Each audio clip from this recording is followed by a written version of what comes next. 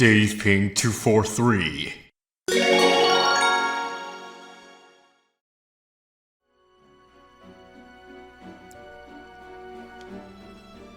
Hello guys, this is me, Dave Ping 243, and welcome back to Yu-Gi-Oh! Duels of the Roses. Last time, we faced off against, Bones, and we kicked his ass so utterly it was funny. And we also had a bit of a drawn-out duel against Pegasus, where we eventually came out on top.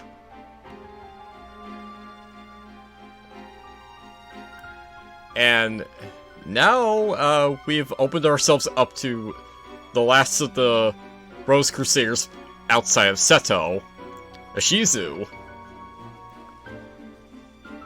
So, with a quick save of the game, not going back into the deck because I already modified it off screen in order to face against her. But yeah, I'm going to save the game really quick, and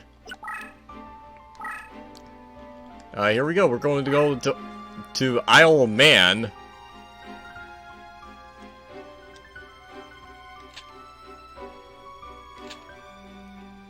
And yeah, don't let Ishizu's deck cost fool you. She's not exactly that weak. In fact, she has a ridiculously powerful card in her deck. Mirror Wall. Mirror Wall is absolutely broken in this game. And you'll see that if she does end up playing it in this duel. But I could have gotten that card off of the password system, but once again, just like with Mimicat, I chose not to because it's so overly broken. And it's so cheap and everyone knows it. But this field is interesting in the fact that it has Crush Terrain. Basically, yeah, it's like the Crush card virus, as I stated earlier, when we were when we were doing against Labyrinth Ruler, there was some Crush Terrain, but now it's kind of here more prevalently, so, yeah, make sure not to put any monsters that have 1500 attack or more on this, because otherwise they will be destroyed. So, I think I'm just gonna get rid of all these crap-a-loonies cards because I don't want them, and okay, those two fuse.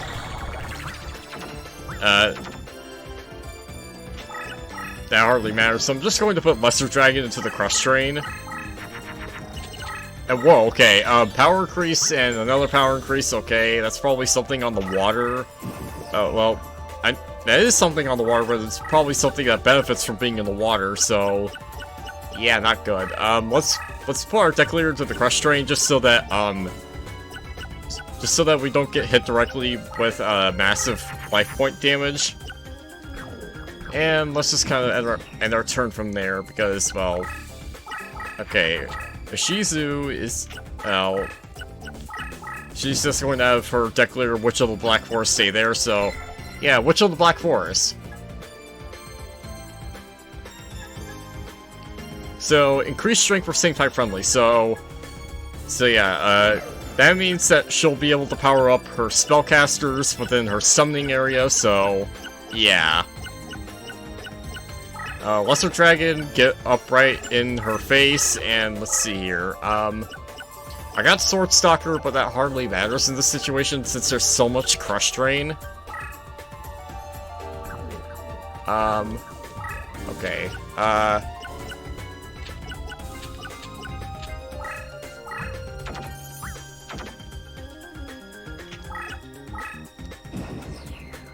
okay, she's probably going to back away. Okay, there you go. There you go, actually being smart.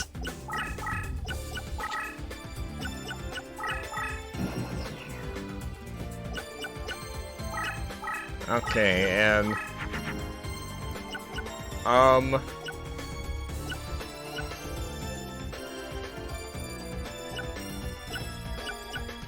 about if I summon something right in your face? Alright, 1600 points of direct damage, and I'll just move Lesser Dragon over here.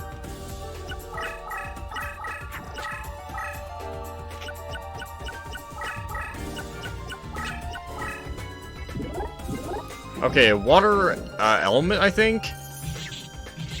That's fine. You're weaker than Lesser Dragon, which is surprising considering. Oh. Wow, you have Winged Guardian in the Fortress number 1. Well, unfortunately, my Winged Dragon Guardian in the Fortress number 2 isn't strong enough to face off against that. In fact, dealing with a 1400 attack monster on the Crush Drain is kind of frustrating. Let's see here. Do these two fuse to the Bean Soldier? I hope they do. Okay, I'm assuming, yeah, they do. And we're going to crash into Winged Guardian Fortress number 1, so both of our monsters are destroyed, but it was well worth the sacrifice.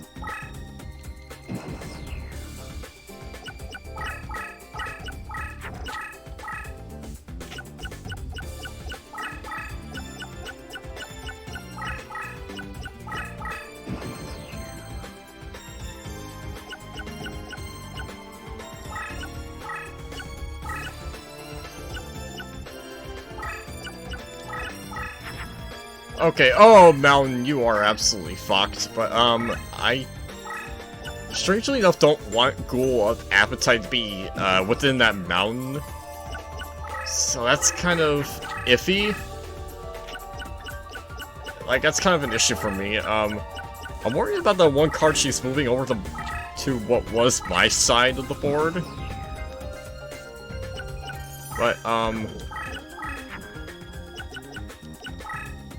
let's see what it is. Oh, show me your cards, motherfucker. And that is, wow, that thing is strong. Holy shit, okay. So that's what she powered up. Wow, yeah, 3000 attack, that's scary.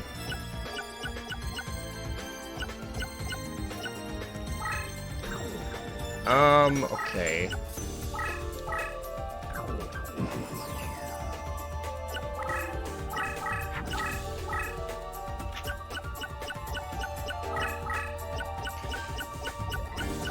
Thankfully, that means it can't go on the Crush Train, because otherwise it will die.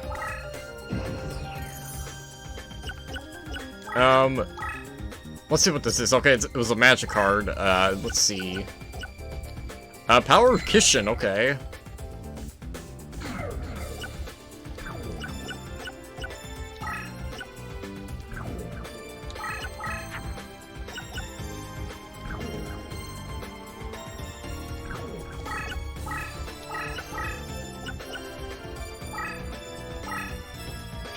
Let's see, she also has, Yellow Karu and, Penguin Soldier.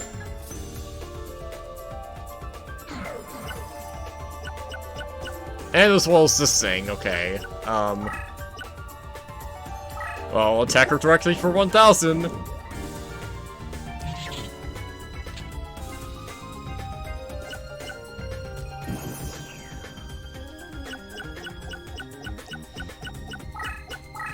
But with the Crush Drain, that also means that I can't attack her directly with my Ghoul, because otherwise it'll die. And yeah, okay. Oh, Boulder Taurus! That's actually, like, just under 1500 attack, so Boulder Taurus can be the Crush Drain. Okay, oh, that's bad.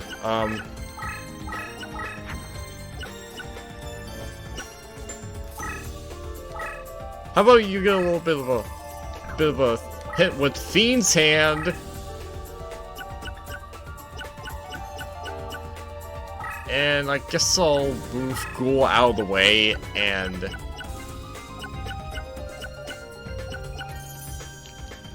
I'll just end my turn.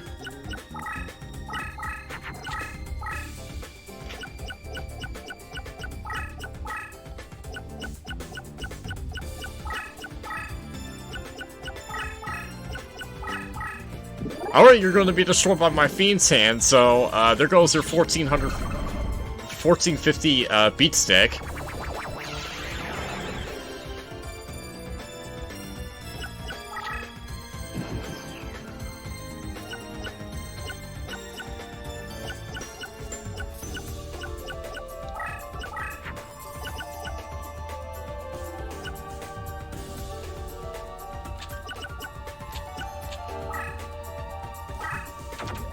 Let's see, I think I got game on board, so I'm going to get rid of Ghoul. Just so I can be able to power up Sword Stalker even more once flip face up. There we go, power increase, okay. Bam, there we go! And she never got a chance to play Mirror Wall. Yeah, Mirror Wall is a terrible card, and well, it's a terrible card to go up against, because it's so unbelievably broken, but fortunately I didn't have to deal with that shit, so... Yeah, other than that, Ishizu is pretty easy, all things considered. And I don't really care what I get out of this graveyard slots thing, so... Oh, Boulder Tortoise, that might be nice for, Crush Terrain shenanigans. That thing, and High Tide, okay. Boulder Tortoise is going to be really nice in the final boss fight on the Red Rose side. Just saying.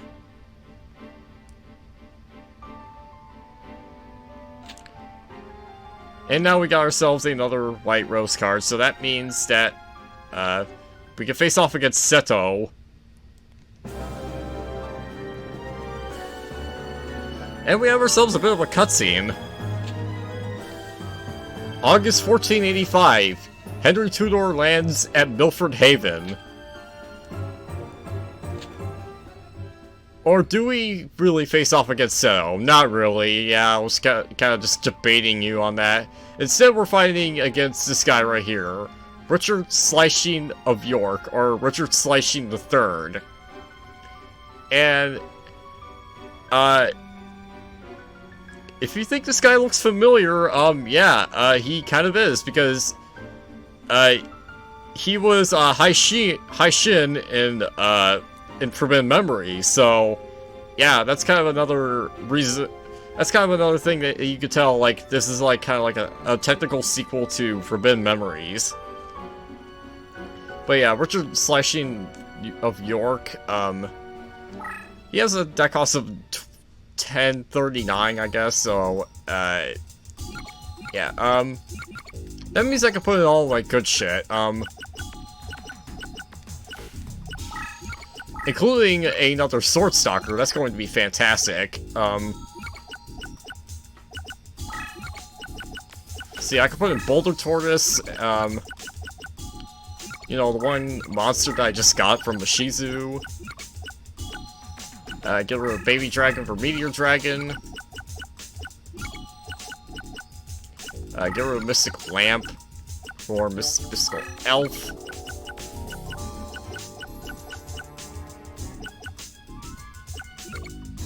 Get rid of that shit. For another Pumpkin.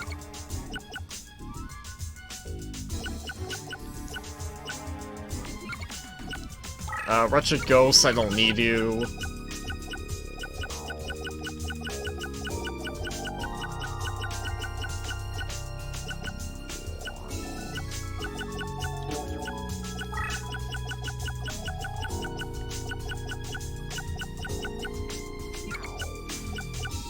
And out in section, you could get out for Gravity Bind, although I'm a little bit over the deck cost thing now, so... yeah,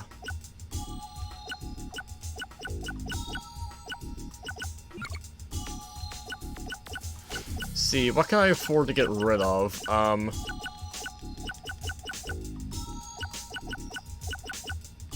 guess I don't really need Brachioratus so much, I guess I'll put in Thunder Dragon, and I should be good to go.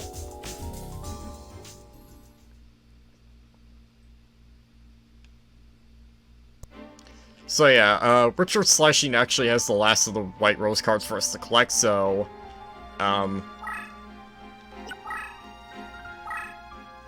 So yeah, he's basically like the main, general, I guess you could say, of, like, the Yorkist army, so...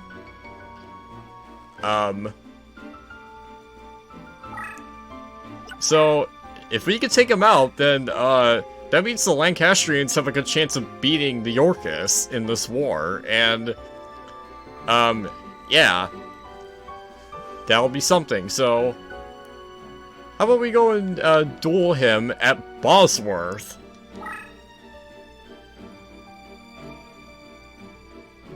Oh, but he actually doesn't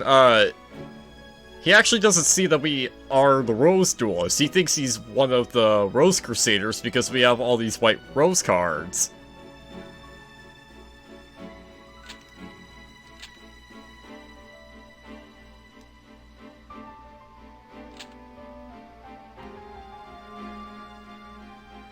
And yeah, he's just kind of waiting for Pegasus to come in with reinforcements or whatnot, so... So, he's requesting for us to have a duel with him to pass the time.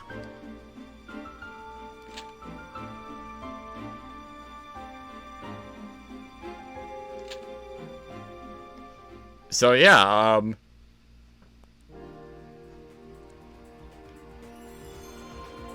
So this map here is pretty simple. It's basically all meadow, like in this area, and within the outer rim is mountain. So all of this guy's monsters are like either warrior or beast warrior type, which are powered up on meadow. So yeah, and he has the declare rank of SD, which means Secretary of Defense. And yeah, that's basically the highest rank the AI can be. And his Deglier is Battle Steer.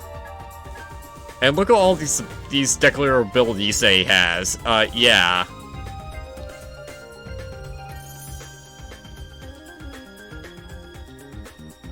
Yeah, level cost reduction of the same type friendlies, extended support range, and movement bonus, which doesn't matter in this case, but yeah, he has a lot of abilities that you need to worry about.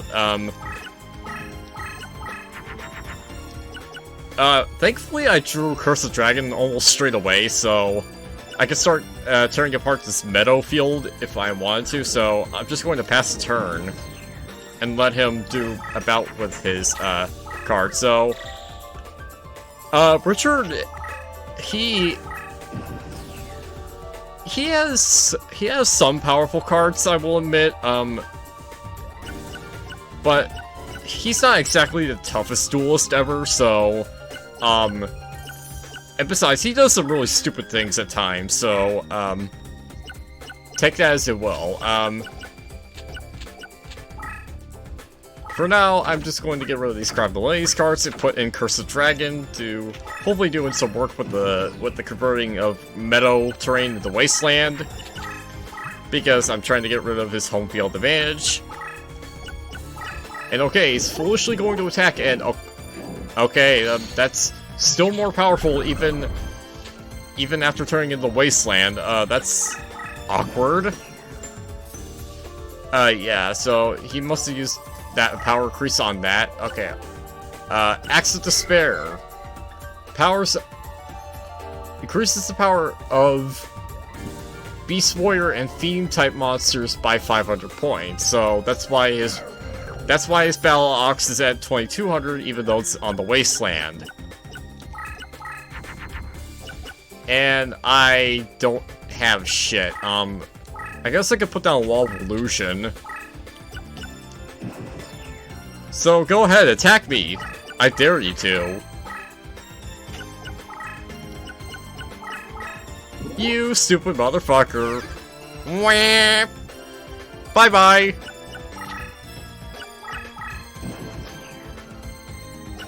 And now his Battle Ox is back in his deck, so I don't have to worry about it for a while. But yeah, I'm kind of not getting much of anything going.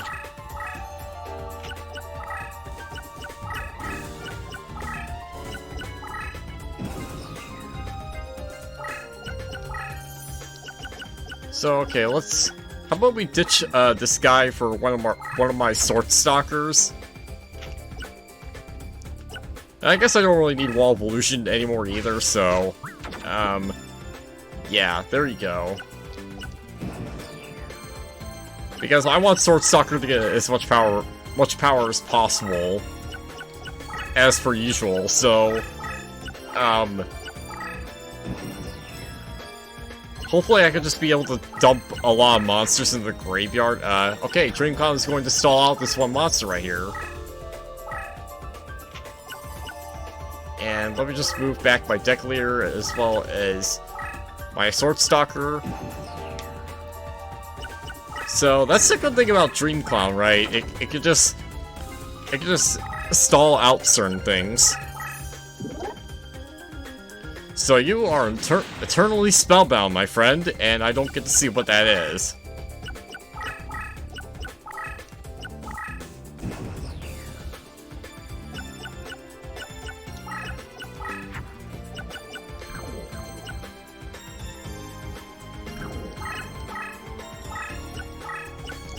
Okay, let's throw down Mountain over here, and basically get rid of this field bonus.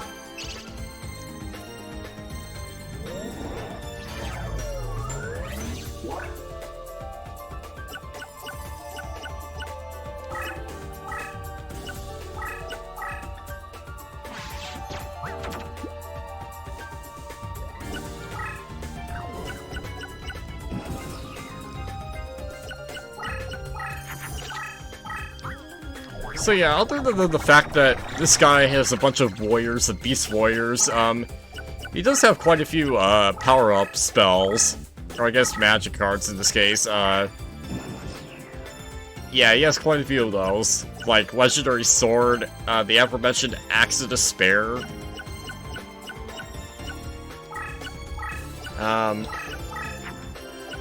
Okay, I got another mountain, that's sweet, but his cards are kind of blocking the way.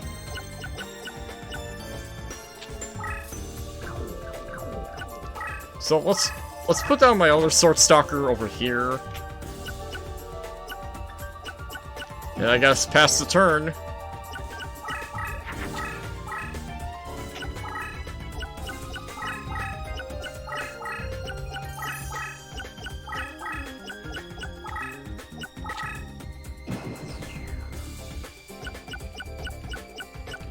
Okay, let's move that one Sword Stalker. Okay, actually both of my Sword Stalkers away from that monster. And, okay, I'll move back and put down Tears of the Mermaid. And let's see how to deal with that. And I get to see what's actually chasing me. And it's, okay, what is it? A Guardian of the Labyrinth, okay.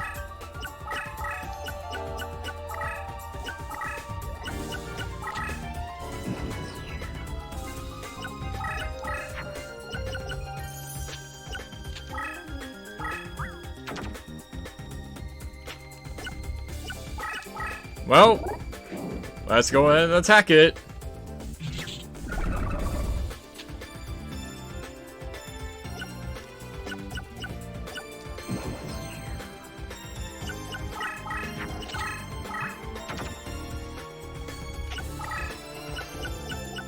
But yeah, just like with Panic, if you leave Richard in a position where you let him go about doing his business, then he'll eventually get smart. Neko Gal, yeah, you foolishly attacked into my Sword Stalker. You will pay for the consequences of your action. Okay, Kaiser Dragon, this is really good.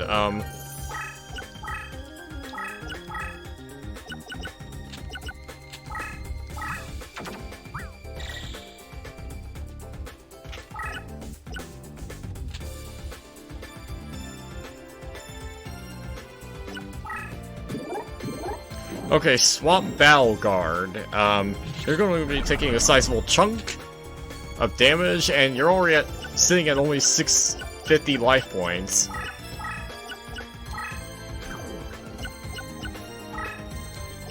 And oh my god, is this game? That's game, and... Okay, M-Warrior number 1 powers up, I believe, M-Warrior... okay, wait, that's not M-Warrior number 1, that's M-Warrior number 2. Basically, those two cards power each other up when they're flip face up, so... yeah. But, that hardly mattered. That was easy.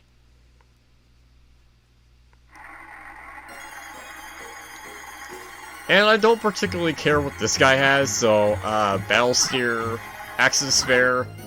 Axe of Despair might come in handy with the few Fiend monsters I actually do have.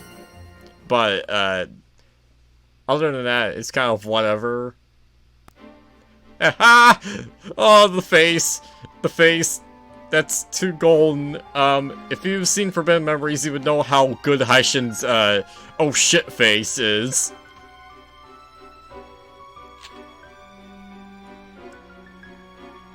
And we get a bit of ourselves a bit of another cutscene here. So yeah, without even knowing it, he's been defeated by the Rose Duelist.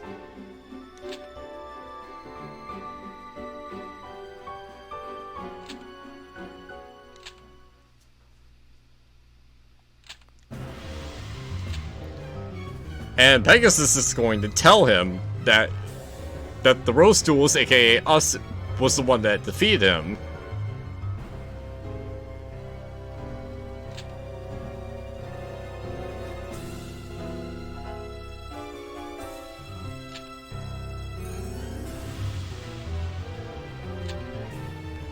Yep.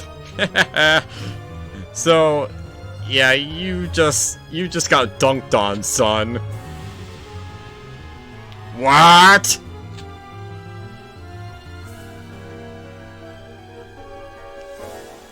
And oh shit, Pegasus is going to join our side and help us get our bid in for power. What?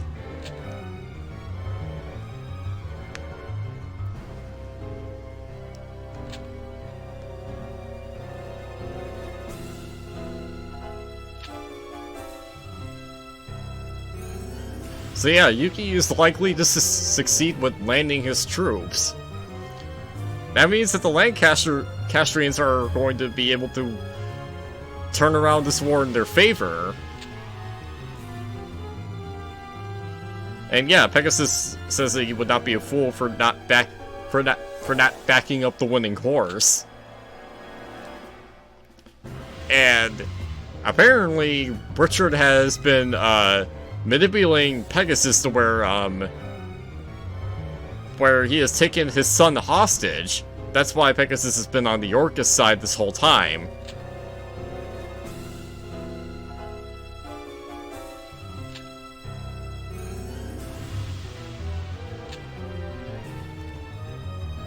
And man, look at this. Look at this right here. It is actually a legitimate war. August 22nd, 1485, the final battle of the Wars of the Roses commences on Bosworth Field. Sometime later, a horse. My kingdom for a horse. Richard III falls in battle. And that's Pegasus's hand right there. And he crowns Yugi with it. So, lo here, this long usurped royalty from the temples of this wretch have I plucked off to grace thy brows withal. Wear it, enjoy it, and make much of it. The victory brought about by Yugi's troops signaled the end of over 330 years of rule under the Plantanic, whatever the fuck, So yeah, the Lancastrians have won the war, which is great. For them, anyway.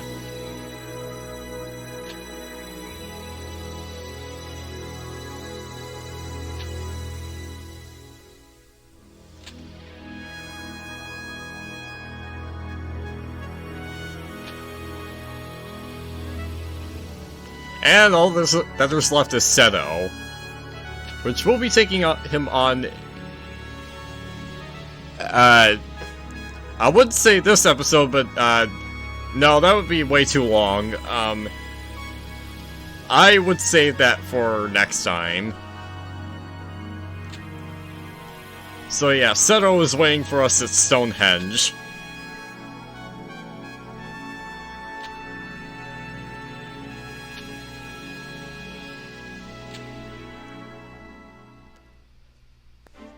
And so now, we are able to face off against Seto. Now, you see his deck cost is like 1184. Not the highest we've seen, that's still lower than Pegasus. That's still a lower deck cost than Pegasus' deck, but, don't underestimate Seto. He's definitely still a force to be reckoned with. Until then, I'm going to save my game, and, well, next time on Yu-Gi-Oh! Duels of the Roses, hopefully we can beat Seto and stop his whole plan from happening. And maybe be able to get ourselves back to our own time period in the process. But until then, take care and goodbye.